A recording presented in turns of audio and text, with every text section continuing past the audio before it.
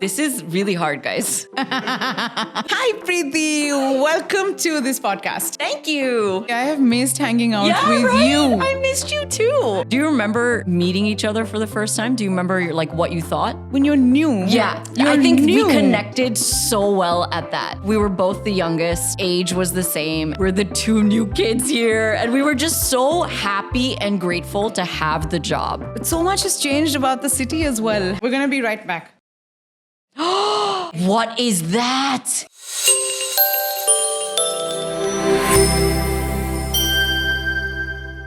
Welcome to another episode of this podcast where I get to introduce to you people that have been part of my journey, people that have meant so much to me. And today our guest is... Hey Karish, it's Priti. Hi, Priti. Hi. Welcome to this podcast. Thank you. I know you've had an early morning start, much like me. We're the same. Hannah? Yeah. For those who don't know, and I think many people actually don't know this, it's going to come as a surprise. So Priti Malik is on the Chris Fade show, which is the breakfast show on Virgin Radio. Yeah. That's public information.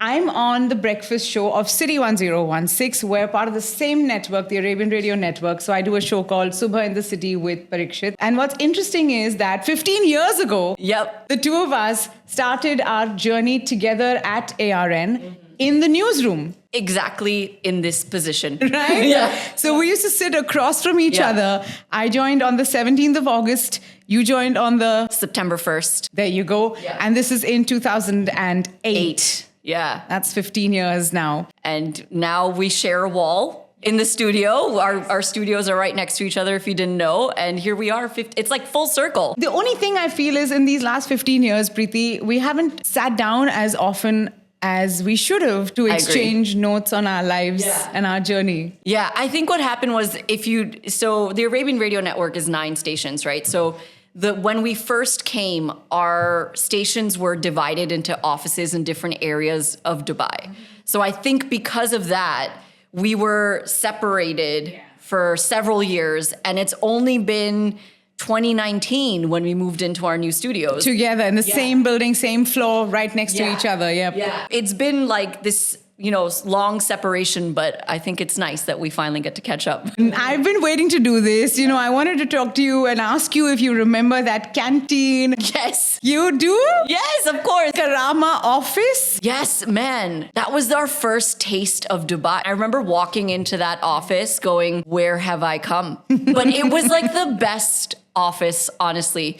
We had this wonderful man who used to make us Maggie whenever we wanted on demand. Yes. Like chai on demand, sandwiches on demand. And it was just a good, feel. We were in this big newsroom. Yeah. And you and I were pretty much the youngest there. The newest, the youngest. And Yeah. so very often you and I got put on the worst shifts. Yes. I mean, the shifts that are least popular, let's just say. Yeah. Friday, 6 a.m., Priti and Karishma. Yes. In an empty office, just us trying to get the news together. But Yeah. those were the days. And, we used to drive home together. Yes. Actually, so you would drive because you'd come in from New York. Easier to get your license, changed here. And I didn't drive until 2017, 16, something like that. Really? Yeah. I only started driving at the end of 2016. Wow. So I remember you, Dhanno. Yeah. How do you remember that? I remember Dhanno. I remember that you had something hanging off the mirror. It was from my car in New York. So I had a Dhanno in New York. And so this was my Dhanno 2.0. So my little hangi, which is from the Mandir in New York that I got for my car, I brought here to Dubai to put in my first car here. And we used to drive back. And I remember the both of us used to say, yeah, one day we'll have our own shows and we'll do radio shows. We used to talk about that all the time. Look at us now. Right? Yeah. My God. I remember when I came into ARN, even when I interviewed, right? The first thing I said right off the bat was, I'm hoping to do my own show. Yeah. And they were like, yeah, that's good, but there's no vacancies there. There's the newsroom. You're good and we'll hire you for news. What was it like for you when you interviewed? I was so kind of young and desperate for a job at that point. I was like, I just need an in.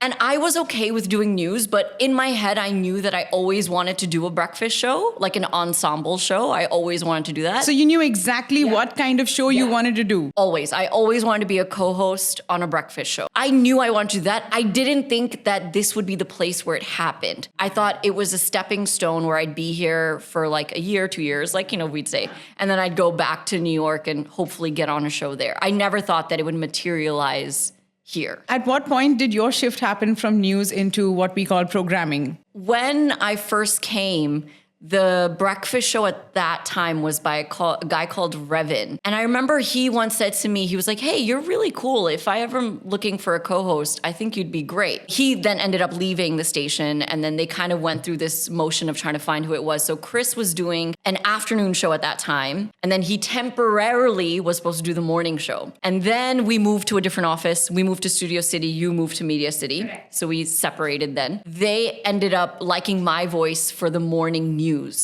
So I always was on the morning shift. And then one day Chris was like, hey, we need a gossip reporter. Our reporter's not there. Can you just come down and do this for me? So one day after the show, he's like, let's just see how it goes. He gave me some stories and we did it. It was Chad at that time. And the three of us, it just clicked. It just clicked. Yeah. So then he asked me, hey, could you do it again tomorrow? And I was like, yeah, of course. And then it slowly turned into, hey, could you, since you're on the morning shift anyways, could you come down and do the gossip live from your shift? Huh.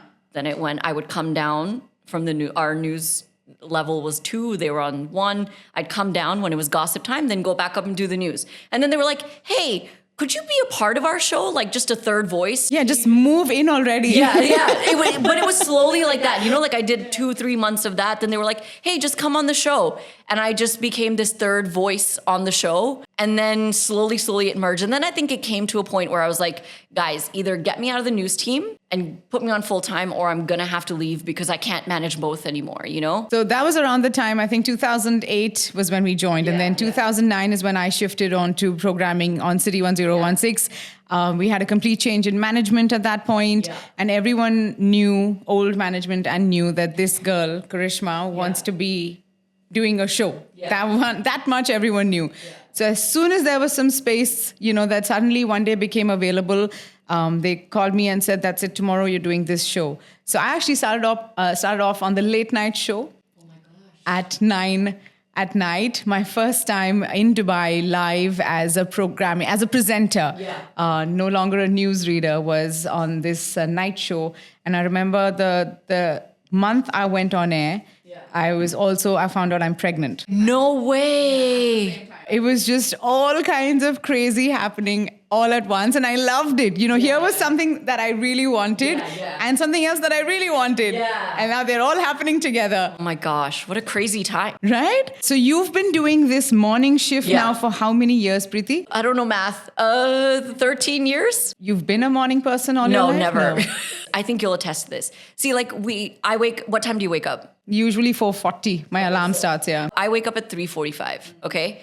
That is not a normal human time to wake up. I tried it. I quit. It's not normal. So everyone's like, oh, you've been doing it for so long. You must be so used to it. I'm like, nah, dude. No one wakes up at that time. That is the middle of the night.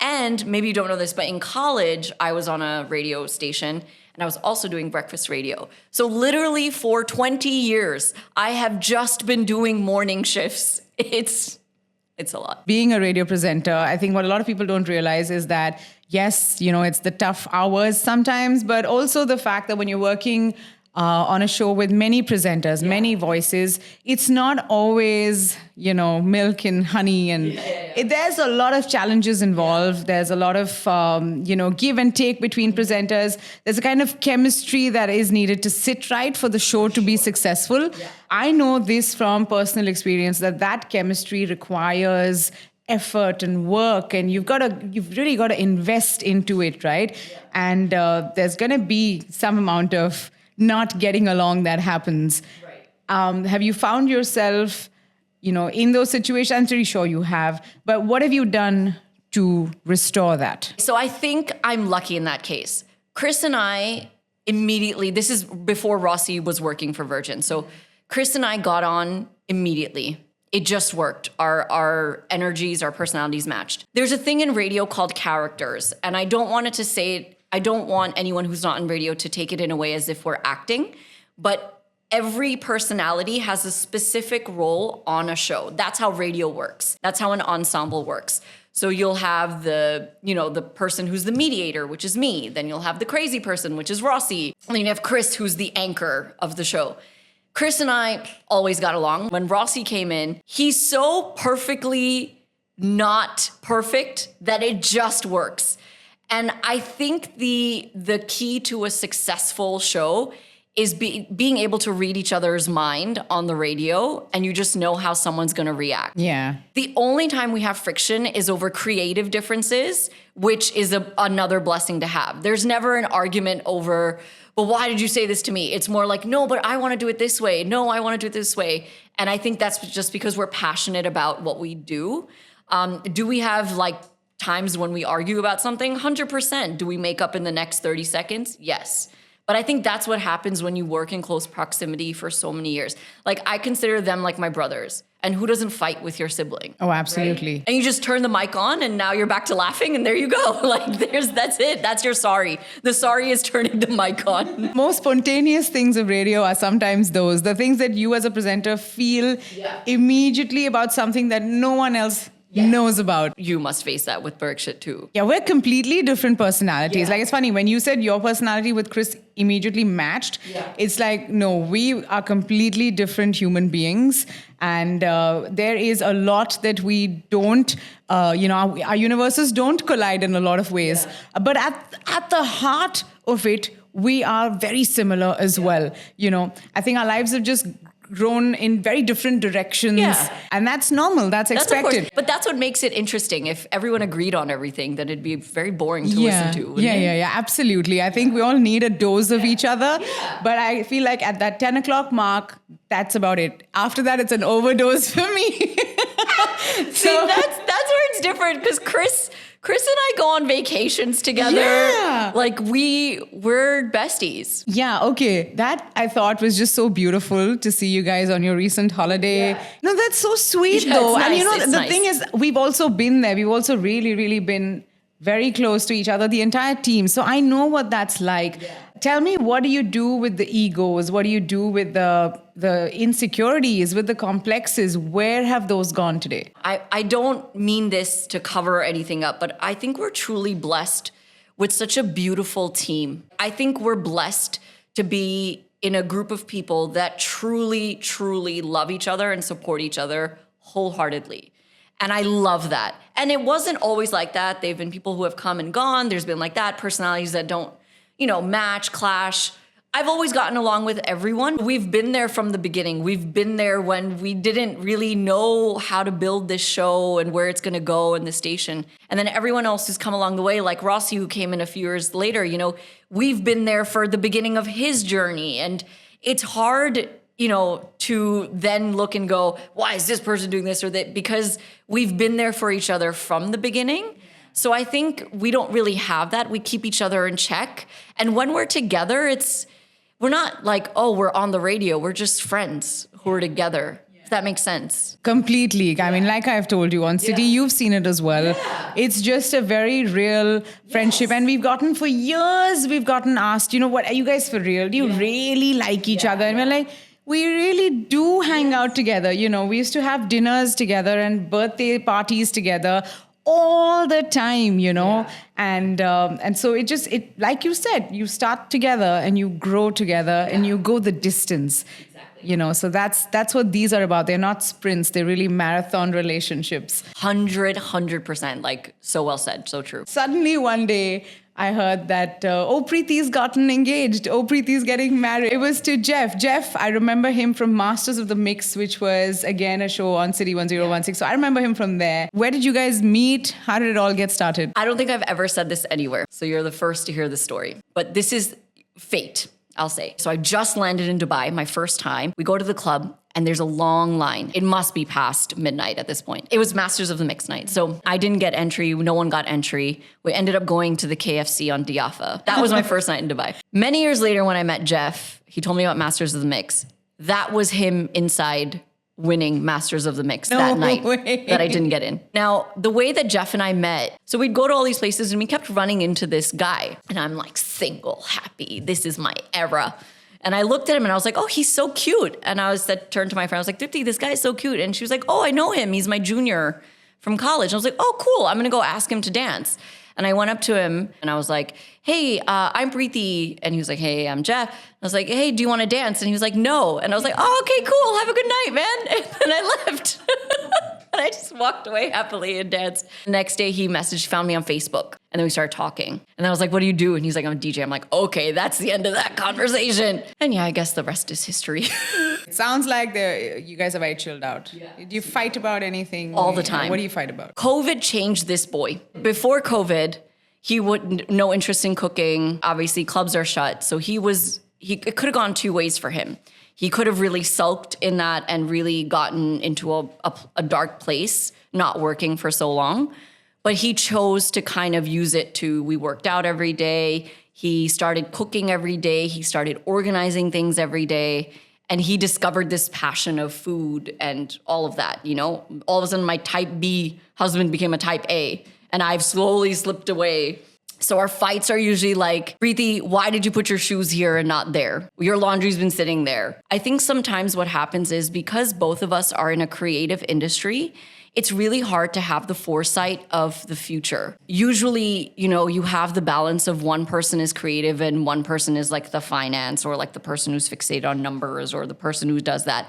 But with us, we're both in that creative field. So our day-to-day is very different, like he could have 3 gigs that week and so could I. So that whole week, we don't know what's happened at home, sort of.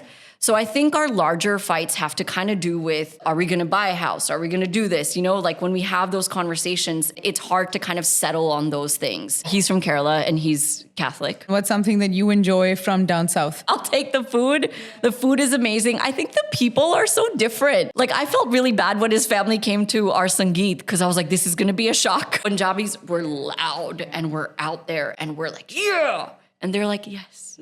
But I think I love that. I love that aspect. It's a true north-south situation, east-west situation as well, And I love that. I love that about our relationship. Tell me about the Priti from New York, the Priti from school. Radio's always been a part of my life. When I was 8, I used to have a pretend radio show that I would record into cassettes. Yeah. It was called I Was Pop Priti, and I used to do a top 10 countdown of the biggest Bollywood songs of the week. We grew up in a very desi household in America. So when was the first time that you felt a sense of pride about where you come from? I think it was always instilled in us. I don't think it was like a thing of realization. We just lived it. I think what a lot of people may not realize is that the first generation of people like my parents who moved did a really good job in trying to preserve the culture. It never felt like it was two parts of me. I'm American of Indian heritage, and we learned both of the things. It was just a part of us. There was never a realization moment. I was always this desi American girl. I'm just as American, but I'm just as desi. Oh gosh, I love you so much, Priti. I have missed hanging out with right? you. I missed you too. I remember years ago you were driving and I wasn't, and so you drove us down to Chili's, I think, on Sheikh Zayed Road. Do you remember that? Chili's, oh my God. Went for a random lunch. That was the last time we caught up. Yeah. That was it. Life gets in the way. Gosh, yeah, it has. But I'm so glad that we've taken the time to do this today. Of course, 100%. I think it helps us examine ourselves very closely is when you go through something challenging in your life and you come out of it on the other side and you have like a new perspective almost on things in life. What would that be for you? I've never felt more out of place than when I moved here. And this is Dubai 15 years ago, so it was a very different place. There wasn't a lot for me to connect to home when I first moved here. There was a lot of desi things, which was great. I had that connect and it was really cool. There were not a lot of Americans here. It was hard for me to find that connect. And that year, I really remember crying every other day.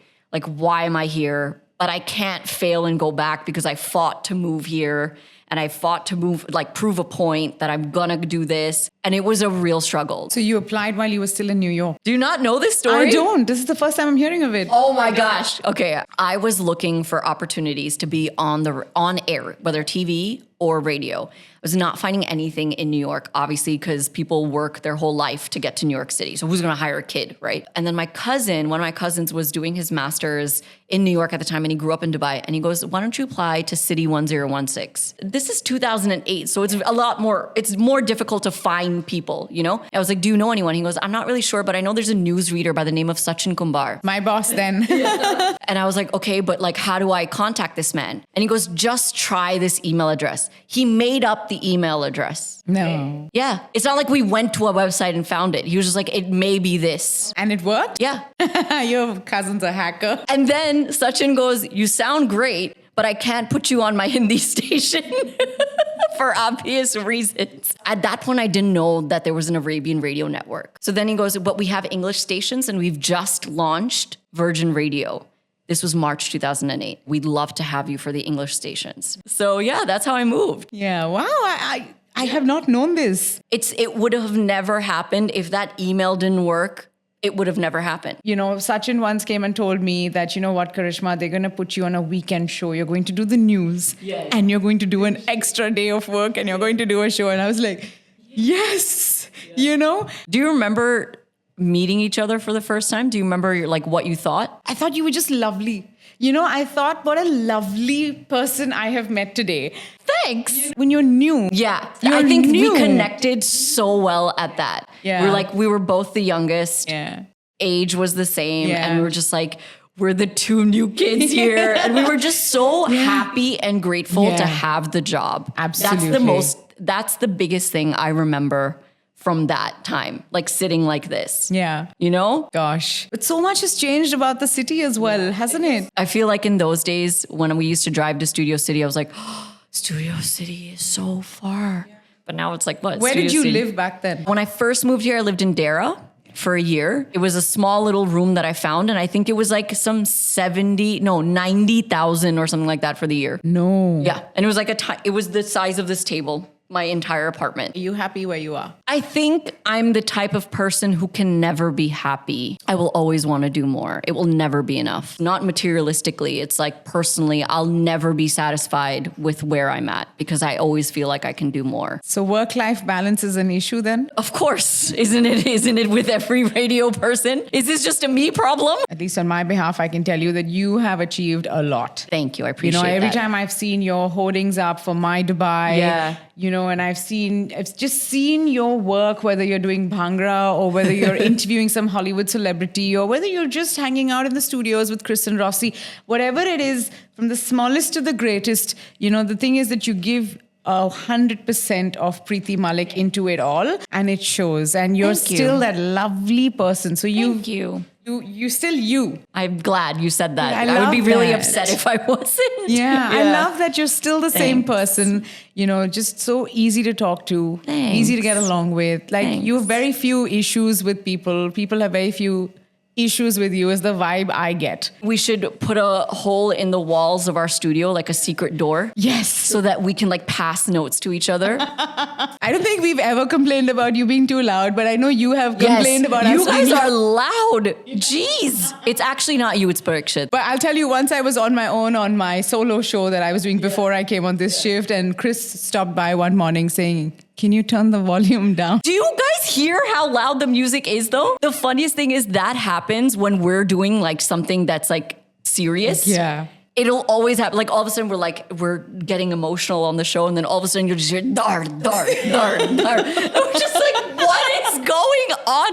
Because if you don't know, and I thought we're crazy, but you guys are like a different level of crazy. I mean, it's amazing. It's good fun. We do love where we work. Yeah, I think for sure. That's a given. I do enjoy the madness. Yeah. Do things that you won't do in any other job because this isn't any other job. For sure. And I will say in turn, 15 years ago when we met, as Karishma said before, like she had a dream to do something, and you've also accomplished that dream, which is a big deal. I feel like as women also to be able to do that, and you've balanced 3 kids. You've had your severe hardships along the way as well, and I've seen it all. And, we may not have been close every single day, but I've seen it all, and it's amazing to see. And I think when you have people who are like that around you, it makes you want to do better and be better every day. So thank you for being you as well. Aw. Yeah. Preeti, you've been just a breath of fresh air. I wasn't Thanks. expecting anything less. Oh, thanks. We're going to be right back. Okay, sure. Stop it. What is that? So Mimi This is so cute. and Aizu and me love it. went out to get this for you to say thank you How sweet. Thank you. and enjoy the sweet. Do you have a sweet tooth? Who doesn't? That then is our episode of Hey Karish. We've had so much fun. Come back for another guest, another journey, and a whole lot of just making things happen in the middle of life, right? That's what this is about. I've had so much fun sharing this with you. Do write us in your comments who else you want to get to know better, what else you want to hear about, know about, right here on Hey Karish. See you next time.